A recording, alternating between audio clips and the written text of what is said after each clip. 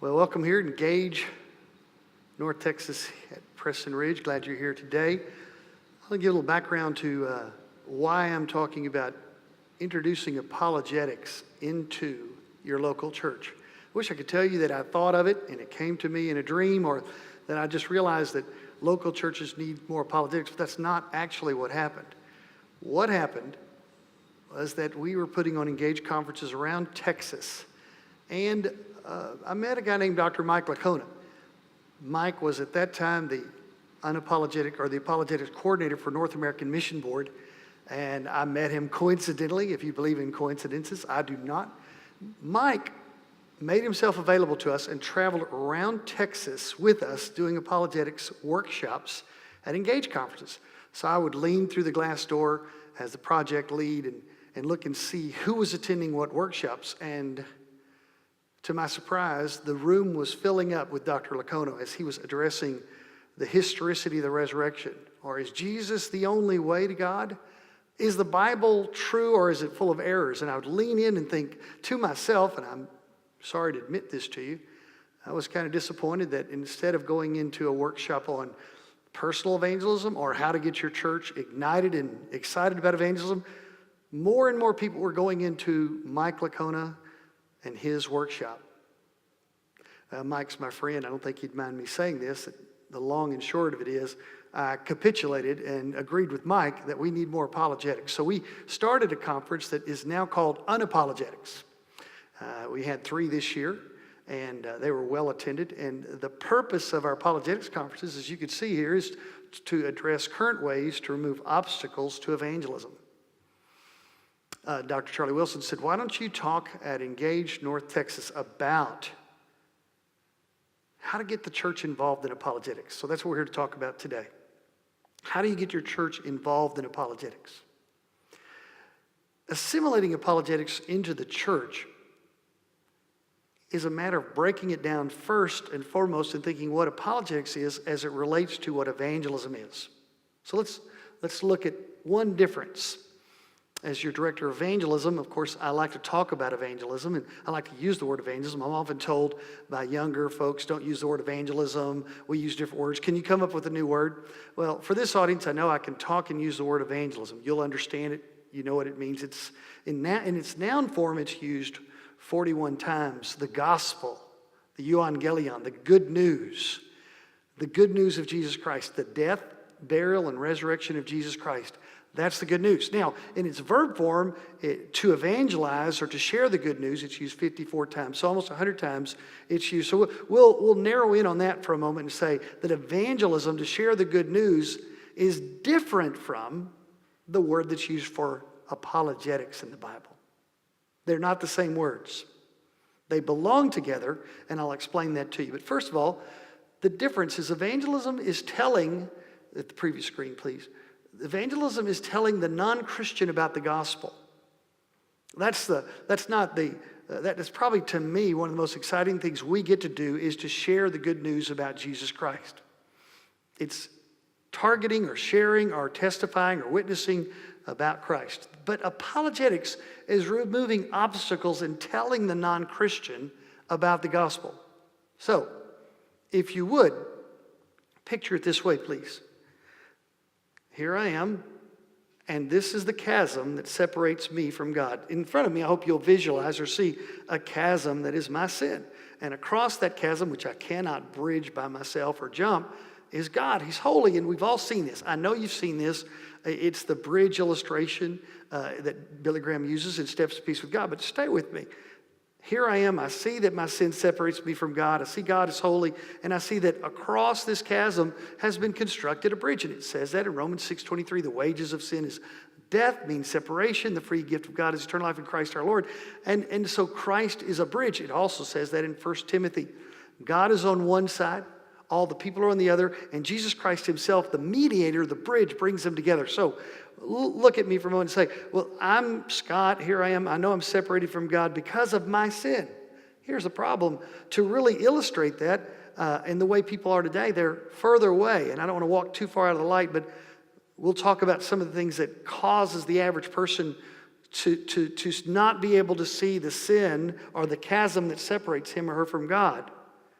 and that is moral relativism, anti-Christian or church sentiment, and pluralism. But just for right now, when you look at the differences, I want you to imagine that I'm way far away. And between me and the chasm of my sin and the beautiful cross of Jesus Christ are obstacles. I wish I had piles of junk here. I wish I could pile up dirt, but they'd make me clean it up, and I don't want to do that, so I don't want to be here till late. But just imagine there's piles of dirt. Well, all these obstacles that keep me from getting to the cross are, if you will, in my mind. There's the question of, is God's word true? There's the question of, does God hate homosexuality and homosexuals? There's all these obstacles, and they keep me from seeing the chasm of my sin and the cross that bridges the chasm in our loving Father that wants us to come home and be a part of His forever family. Now, real quickly, I've just shown you that the culture has shifted and the average person is further from God and has obstacles. And those obstacles, that debris pile, if you will, if you can see the debris pile, that the person that is your neighbor or co-worker, the debris pile has to be removed. And those are intellectual debris piles. And so we can help them remove those. It is our calling to do so. So apologetics is remove obstacles. Next page, please. The difference number 2 is that, if you can go to the next screen, is it moving? There you go. It's not moving?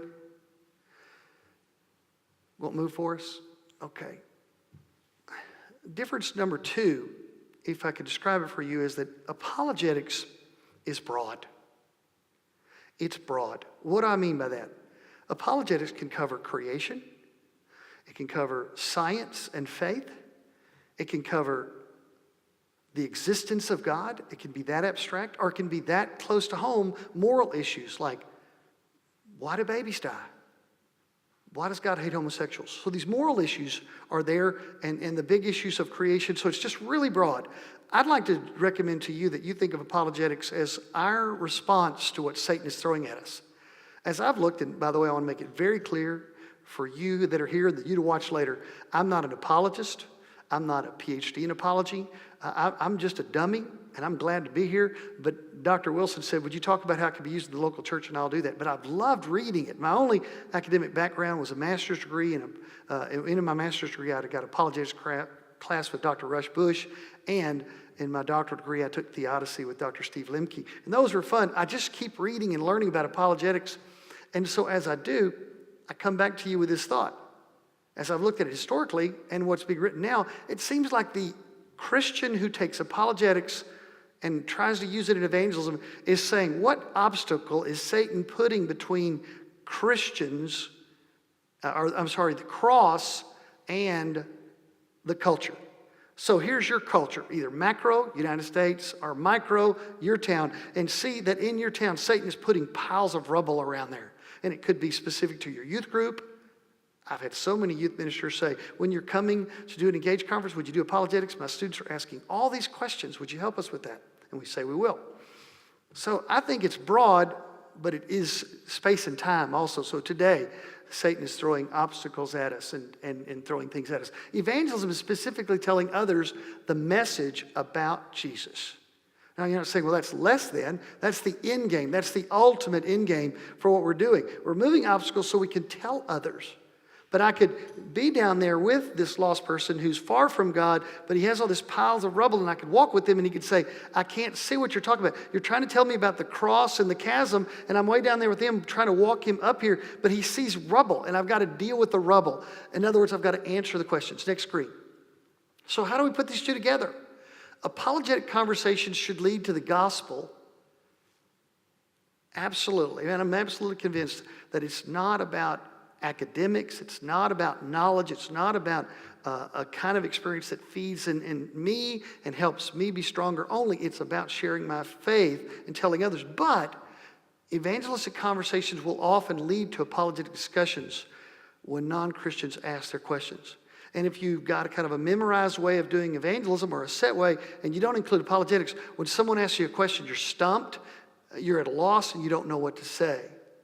Apologetics helps us to prepare what to say. I will say one caveat as we look at this, that you need to practice saying something that is true and helpful, and that is if someone asks you a question and you don't know, I've learned to say, I don't know. can I get back to you? Can we keep the conversation going? But keep the conversation going. Notice the word conversations. Next screen, please. So, apologists love this verse. Apologetic teachers love this verse, but it is really our verse. They claim it as academicians, and I'm glad they do, but I'm reclaiming it for us today. Everybody can do this. Notice one difference I didn't make, and some would make this, that apologetics is for the trained, the educated, the PhDs, the smart people, and evangelism is for the everyday folks. I mean, I get teased that a lot. You're in evangelism, so you must be a dummy. Well, I admit that I am, but I don't think that we ought to call evangelism something that doesn't require all of us, nor should we call apologetics something for the elite few, because Peter doesn't. Notice the sandwich. I want to mention the sandwich of this is kind of like an Oreo cookie, the bread on the top, the bread on the bottom, or the Oreo cookie on the top, and the Oreo cookie on the bottom. Please, I'll address those just for a moment, but in your hearts, revere Christ as Lord, and look at the ending, but do this with gentleness and respect. Apologetics is definitely something that is under the lordship of Christ. It is not something I do without his guidance and protection, and it is not something I do without his owning and telling me how I behave.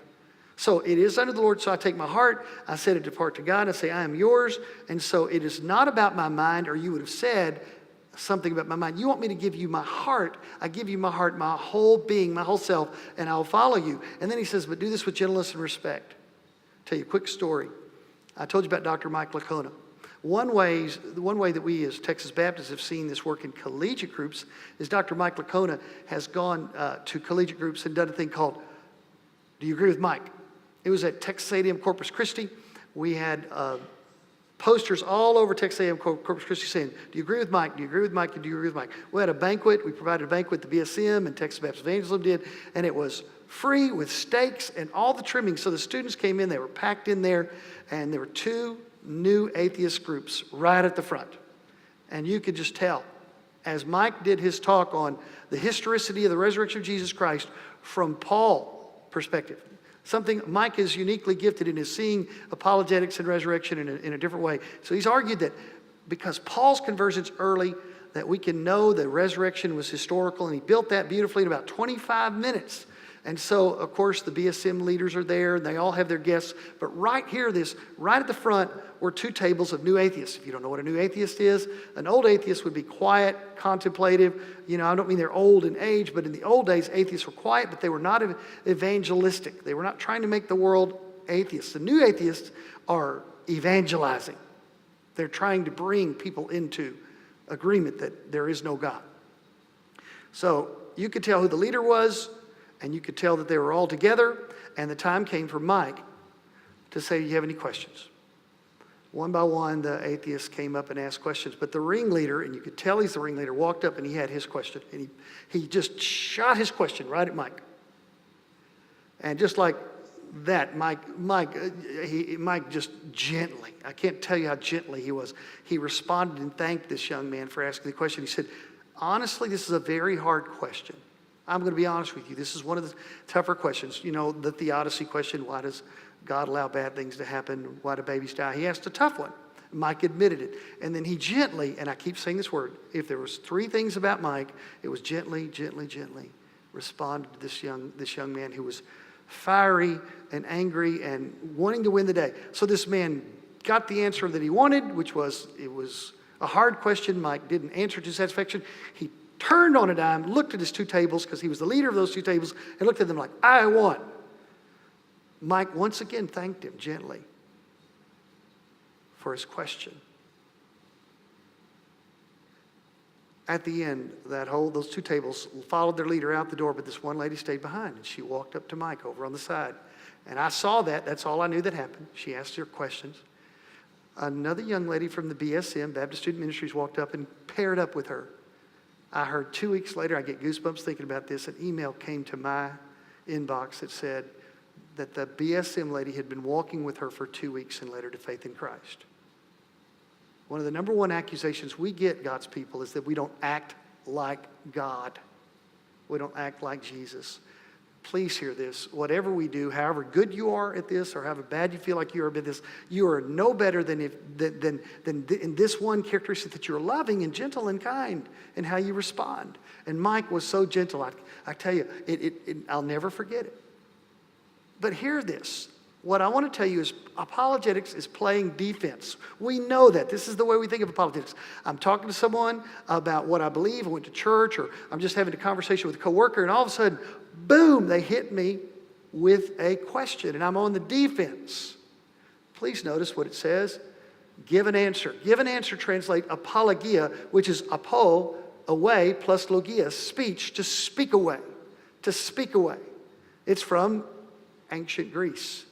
It's from Athens. It's from the courtrooms of ancient Greece. When you were accused as a Greek person in ancient days, you were allowed to have your day in court, and you'd stand in court and you'd give a defense, a reply.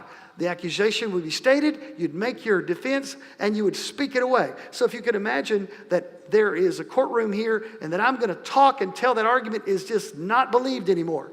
I've spoken it out the doors, out the foyer, and out of the room, out of the building. So they would speak it away. I could speak until that was not substantival anymore. Nobody believed it. That was to give a defense. So I love football. I unapologetically love football. I'm not going to name my favorite college team, but they played Sunday night in Waco. Shouldn't mention that. Nobody knows who that is. You can't guess who that is. But the thing that we've been asking about those Bears, I'm not going to tell you who they are, is will they have a defense this year? Will Baylor have a defense? The final score is 45-0.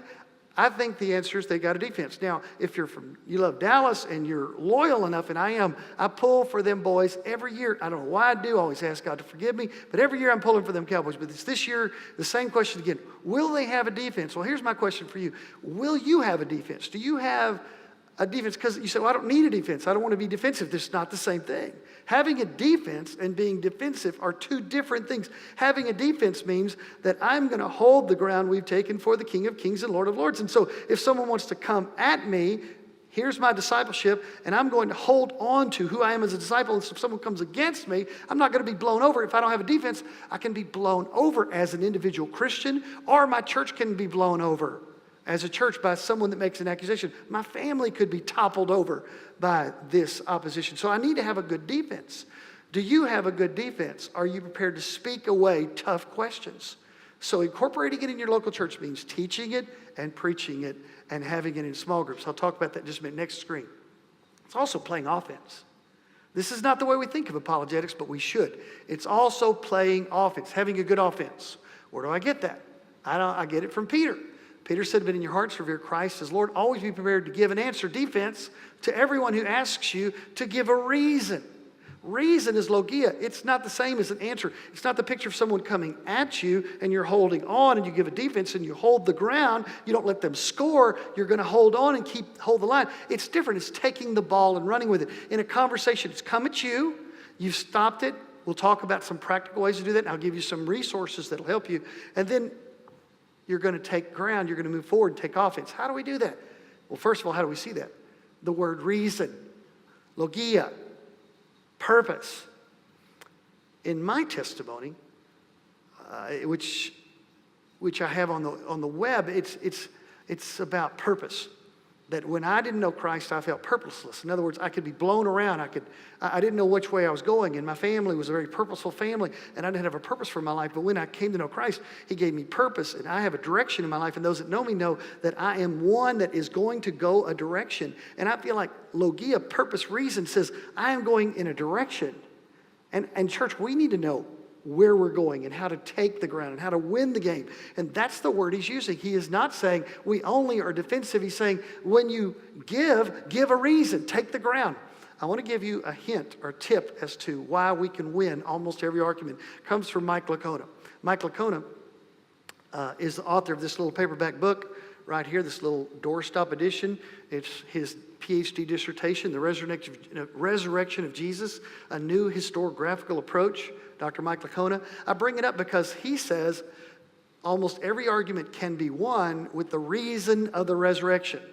I realize that moral arguments like homosexuals and whether God hates homosexuals is only partially explained, but Mike's right. We don't need to be on the defense only if Jesus is risen from the dead. And he is risen from the dead. And there's evidence for that. And the truth of that, we can reason. Paul reasoned it in the book of Corinthians. He said, if Christ be not risen, so he goes on to argue that Christ is risen. And so we have the reason, the logia. So the reason is advancing arguments in favor of Christianity. Do you have a good offense? Are you prepared to logically advance arguments for the truthfulness of Christianity? So it is playing offense as well as playing defense. Next screen, please. But it's presenting hope. Often we separate evangelism too much from apologetics, and apologetics too much from evangelism. Look what he says.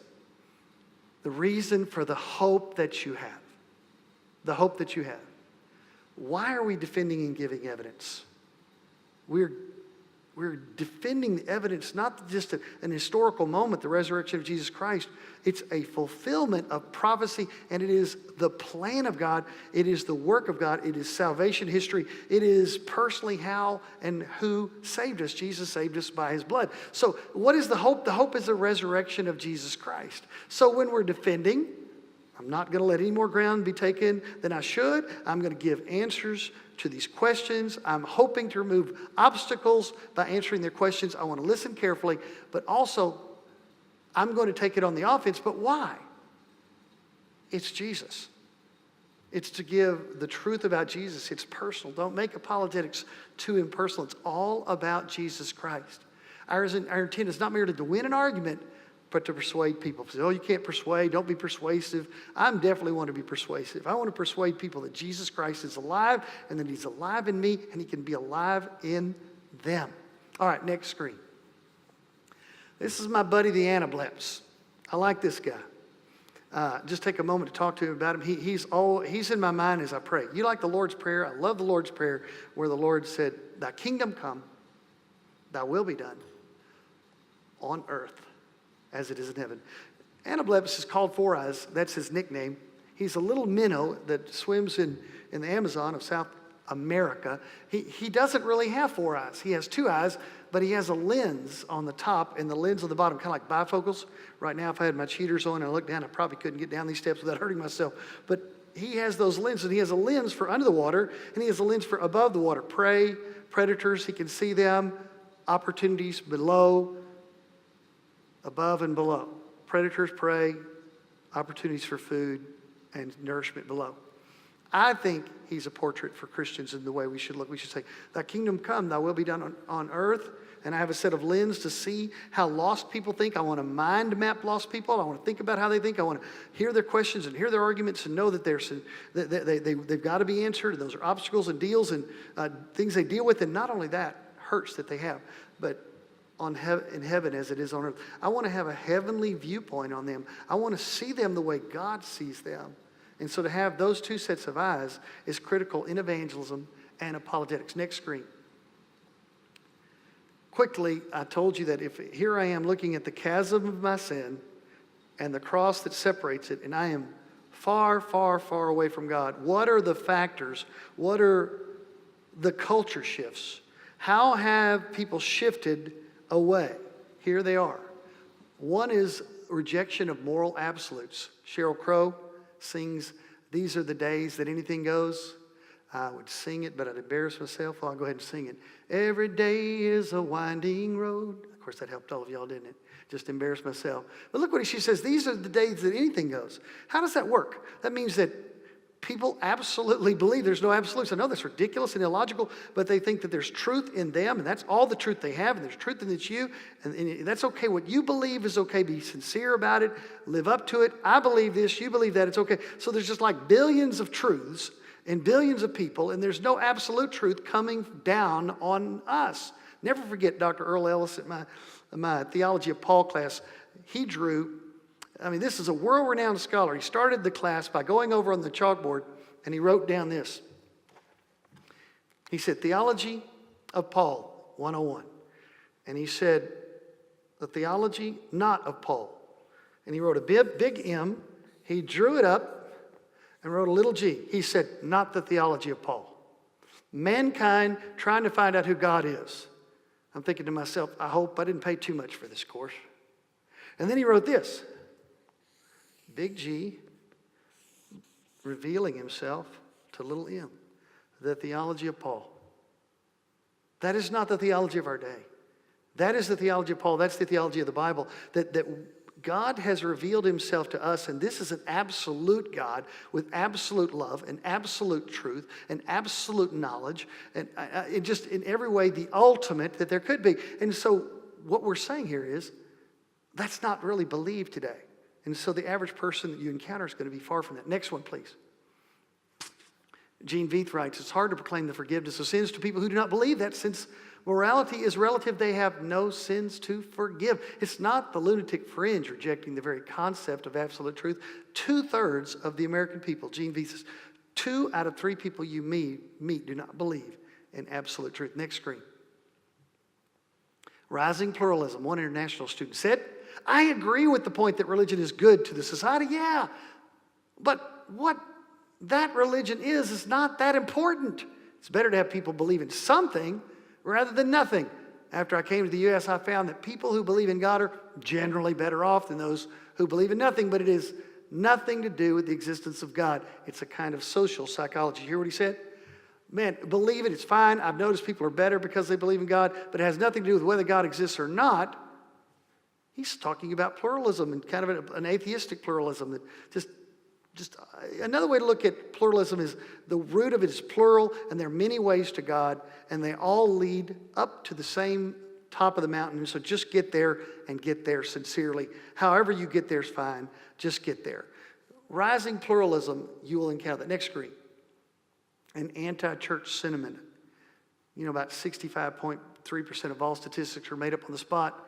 But not this one. 72% of the people interviewed thought the church is full of hypocrites. 8 out of 10 people thought church is more about organized religion than loving God and loving people. And that's a big deal, because loving God and loving people is the great commandment that God gave to us, to love God with all our heart, soul, and mind, and our neighbor as ourselves. So look what he says. Look what this survey says, that people don't believe that we're loving people, that we're godly people. We don't love God. And how have they concluded that? Can you guess? It's because we don't love them. They don't think we love them. So here's what we're dealing with. No absolute truth. Every way's fine, just be sincere. It'll all get to the same place. Pluralism, getting to God. And the church is irrelevant at best. So next screen. So it's a scale. You heard Steve Stroop talk about Bill Hybels and his scale. It's actually called the Engel scale. Bill Hybels got that from Dr. Engel. We used to think evangelism was on or off, saved or lost. It is true.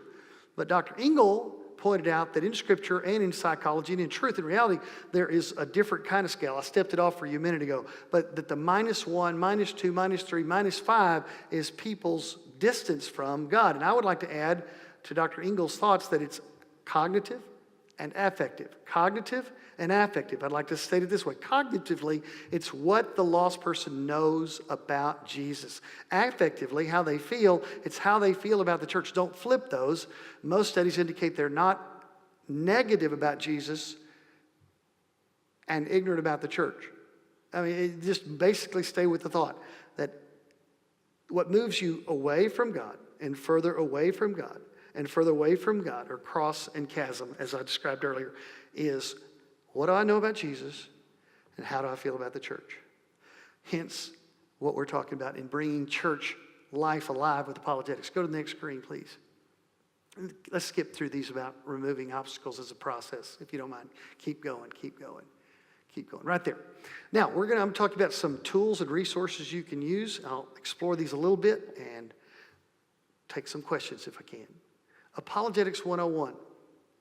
Lee Strobel's Case for Creator and Case for Christ. If I was getting started in apologetics, and I'm just going to assume some of you are, that I would have the case for Christ and the case for Creator.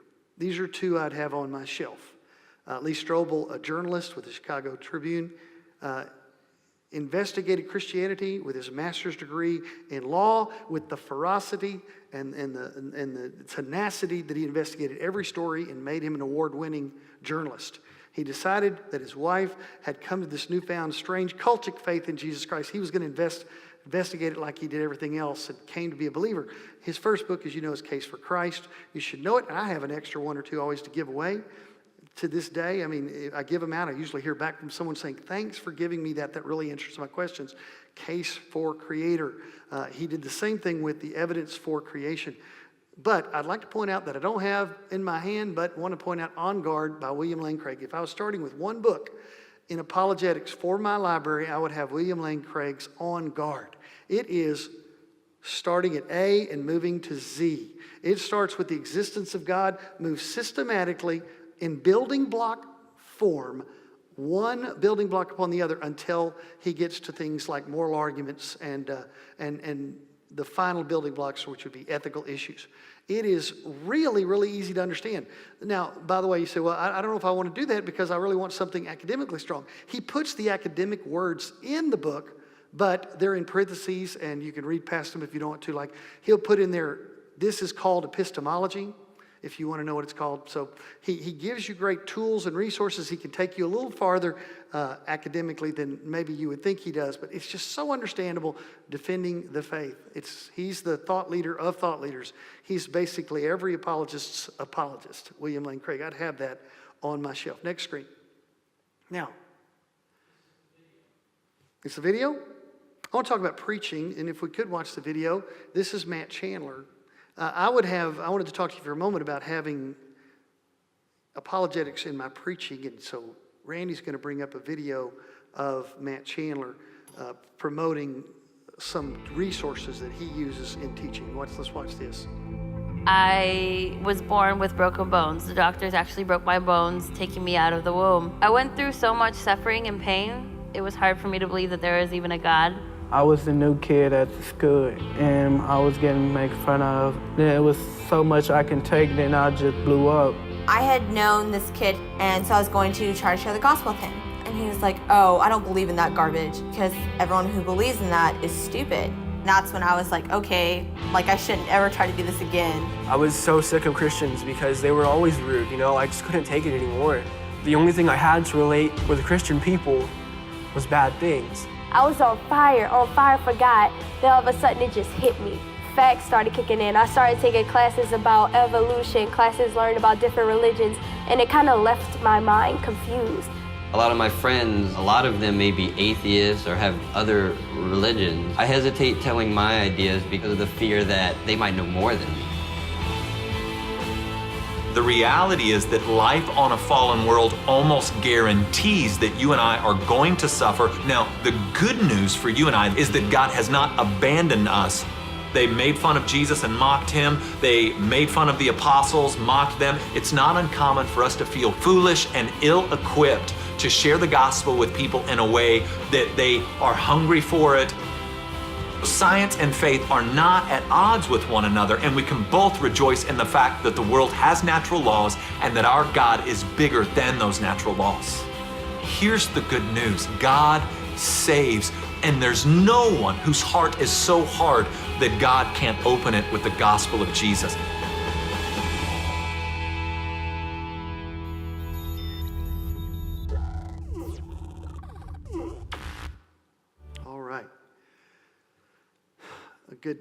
A good kind of teaser for you to see that someone that we know here, Matt Chandler, is using apologetics with his student groups and with his church.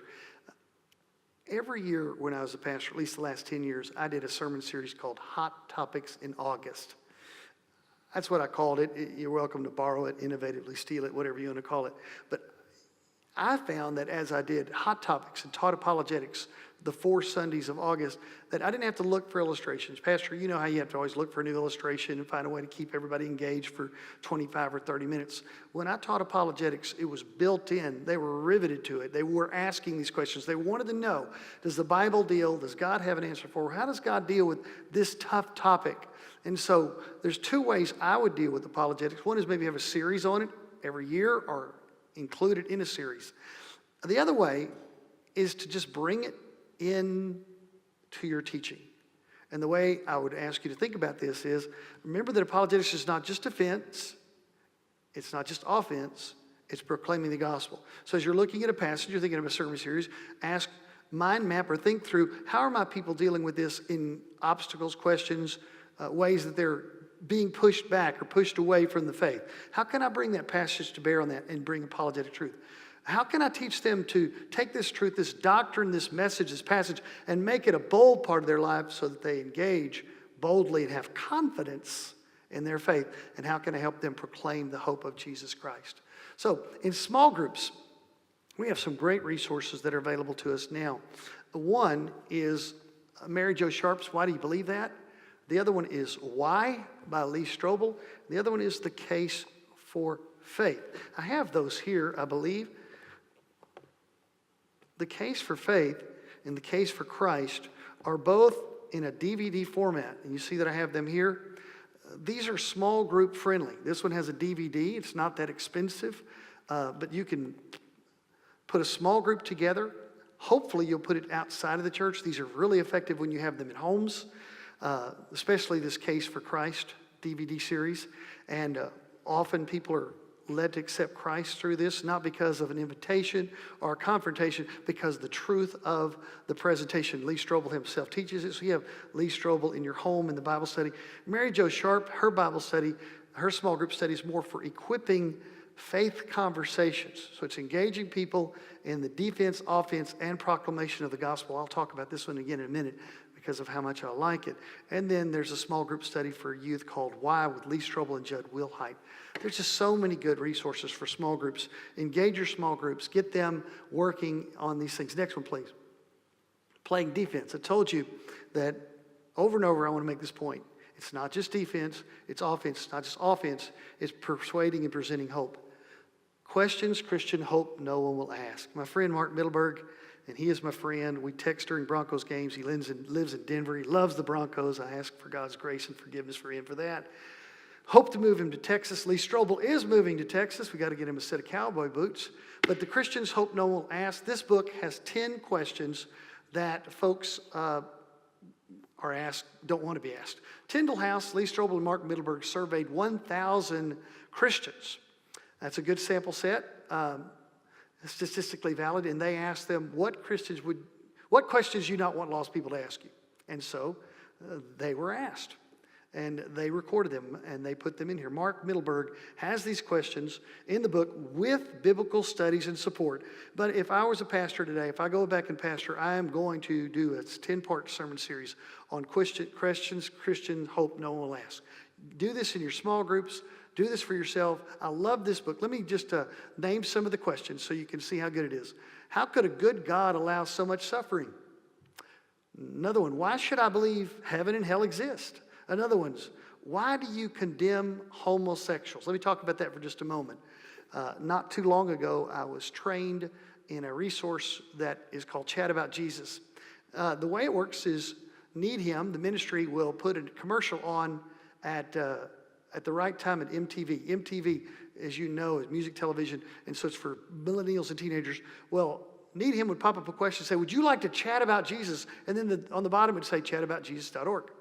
That takes them to a site, and volunteers are on the other side chatting with them. One Christmas before last, I was the only volunteer the last week of the year. The last week of the year, the building's closed, so I was at home and I chatted for 2 days with students. When the commercial came up, the screen would populate with 18 or so students wanting to talk. Can you guess what the number one question teenagers asked me for 2 days? I called Drew, who's the CEO of Needham, a ministry for evangelistic conversations. He said, it's always that way.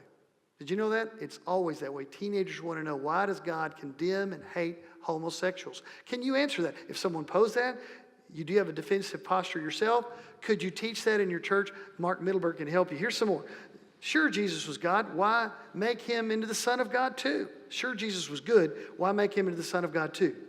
Here's a good one. Didn't evolution put God out of a job? Why are Christians so obsessed with abortion? Christians are hypocrites. Why should I listen to you? What makes you so sure God even exists? Those are some of the questions. Love this book. Next screen, Brother Randy. Playing offense. This is Mark Middleburg's 20 arguments for the existence of God. It's easy to read.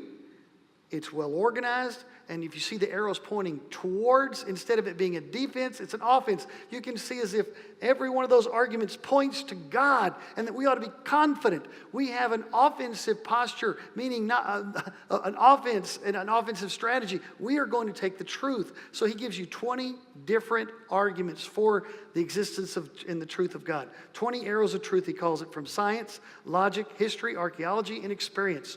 So it's a great resource for you to have, and you could teach through that. Next one, Brother Randy. So we've talked about defense, offense, persuading, and presenting hope. My two best friends on this are Mary Jo and Greg Kokel. We had Greg Kokel at one of our Apologetics conference, and we've had Mary Jo. These are for training and equipping yourself and your church members in presenting the gospel in apologetics, taking it and incorporating biblical truth, the gospel itself, and a communication model. Let's talk about tactics for just a moment. Wish we had time. I would do some role plays or some scenarios with you. Chapter 4 is about Columbo, the Columbo tactic. I want you to hear the Columbo tactic so I can whet your appetite. I'd love to be read too. I won't read long, but I want you to know the Columbo tactic is so great. The Columbo tactic is about asking questions. Let me say that again, asking questions.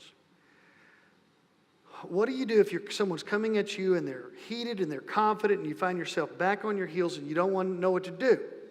He says, be Columbo. Anybody here remember Columbo, the old guy Columbo? I want you to listen. I'll read just a moment. Everybody loves to be read too, but listen, it depends upon what you read. Take a tip from Lieutenant Columbo. Greg Kokel says, the Columbo tactic is named after Lieutenant Columbo, a brilliant TV detective with a clever way of catching a crook. The inspector arrives on the scene in complete disarray. His hair, an unkempt mop. Remember that? But what is most remembered about Columbo? His trench coat, rumpled beyond repair. His cigar wedged tightly between his stubby fingers. Columbo's pencil has gone missing again, so his notepad is useless unless he bums a pen off a bystander. To all appearances, Columbo is bumbling, inept, and completely harmless. He couldn't think his way out of a wet paper bag, or so it seems. He's stupid, but he's stupid like a fox, because the lieutenant has a simple plan that accounts for his remarkable success. After poking around the crime scene, scratching his head, muttering to himself, Lieutenant Columbo makes his trademark move. I've got a problem, he says, and he rubs his furrowed brow. There's something about this thing that bothers me. He pauses a moment to ponder his predicament. Then he turns to his suspect. You seem like a very intelligent person. Maybe you can clear it up for me. Do you mind if I ask you a question? The first query is innocent enough. If the lieutenant seems threatening, he'll scare off his prey. And for the moment, he seems satisfied. As he turns on his heel to leave, though, he stops himself mid-stride. Something has occurred to him. He turns back, raises an index finger and says, just one more thing. Just one more question. Leads to another and another. Soon they come relentlessly, question after question, to the point of distraction and ultimately annoyance. I'm sorry, Columbo says to his believers. I know I'm making myself a pest. It's because I keep asking these questions, but I'll tell you, he shrugs, I can't help myself. It's a habit. I'm here to tell you that I was trained, and I'm thankful I'm trained in presentation models where I had a presentation, I was going to make it and was going to give it. I'm thankful to God that many people have since there discipled me in the power of the question, the power of the conversation. When I am approached with a strong question or a hard question, I take Columbo's model. I'm not going to read every part of that, but what he's wanting you to do is hear me take the essence of their question and do what? Turn it on them.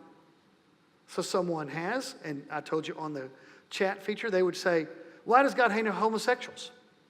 I could have said he doesn't hate homosexuals, and he loves homosexuals, and you're an idiot for thinking that, and I can give you verse after verse after verse on how he loves homosexuals, and John 3:16 says all that. But what I did, I think, was what Greg Kokel would say to do. I'm not an apologist. I'm going to say this over and over again, but I am teachable, and I want to help you learn what these guys say. And Mary Jo and Greg Kokel would say, turn that question around. So I would type, or I would ask something like this. You've given this a lot of thought. Obviously you have. Why do you think God hates homosexuals? Can you freeze frame that for a moment, everybody? Listen. When you're on the defensive and someone's coming at you, and it will happen if it hadn't happened, and as it does happen, what they want to do is they want to put you in a bubble. Imagine me up here and I'm in a bubble. Can you see me in a bubble? And then they're on the outside and they've got a thermostat, right? And so they're turning up the heat and they're enjoying it, right? So they're turning up the heat. I'm in this bubble, and all of a sudden the bubbles gets red hot because I'm in here sweating as they've got me in the hot spot. Are you seeing that? I'm sweating in this bubble. Here's what I do. I ask the question back to them.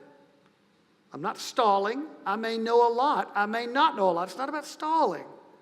It's about respecting and loving and listening. I want to make sure I understand what they're asking. I want to make sure I know their history. And what the real issue is, I want to get to their spiritual address. So what I do is I take the bubble and I say, hey, I'm going to put this bubble around you. Are you with me? So now I put the bubble around that person and me, and I'm asking questions. We're in the bubble together. So if he reaches to the thermostat and does what? If he turns the temperature up, who gets hot? We both do. Mary Jo does it a little differently. I want you to hear this. You're going to love Mary Jo's chapter on listening. She says there's a ministry of listening, and she does James 1, 19 and 20. Be quick to listen, slow to speak, and slow to anger. Be gentle and respectful. Mary Jo says there's a ministry of loving and listening, and she teaches you how to do it. Put those together. I'm going to have the same set of rules. He's trying to be harsh. She's trying to be harsh to me and put me back on my heels or put me in this incubator, and I'm burning up in here, and he's turning up the temperature. I'm going to say, that's not loving to me, and we're going to play by the same set of rules. I'm going to take the bubble and put it around and say, listen, man, you're my friend, and I'm your friend, and we're going to walk a long time together. But here's the first set of rules. If you ask me, I can ask you. I've seen it time after time, God's people. The temperature goes down, we sit down, and we converse. And most of the time, they haven't given a lot of thought. Most of the time, you get to the real issue sooner. If you don't get defensive, you don't get angry, you just say, you know, I want to tell you, you've reasoned this. How did you come to this conclusion? You've wondered about one of the questions that is in questions Christians hope no one will ask is, God's not tangible. He's not material. You can't touch him. How can you know that he exists? Well, there's a lot of good evidences for that. I'm trained somewhat in the classical apologetics of evidence 1, 2, and 3. And I can give my story that he exists to me and those things. But maybe it's better for me to start by saying, John, you know, your reasoning is that he doesn't exist because you can't touch him. How did you come to that? How did you come? What made you think that something has to be physical and tangible for it to be real? You see where I'm going, don't you? I love my wife. My wife loves me, but it's not something you can touch, but it's real. I want him to see those things. I can do it better with questions. So tactics and why do you believe that?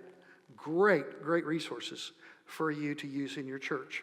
Next screen, Brother Andy. The ministry of listening. This is the way I want to close.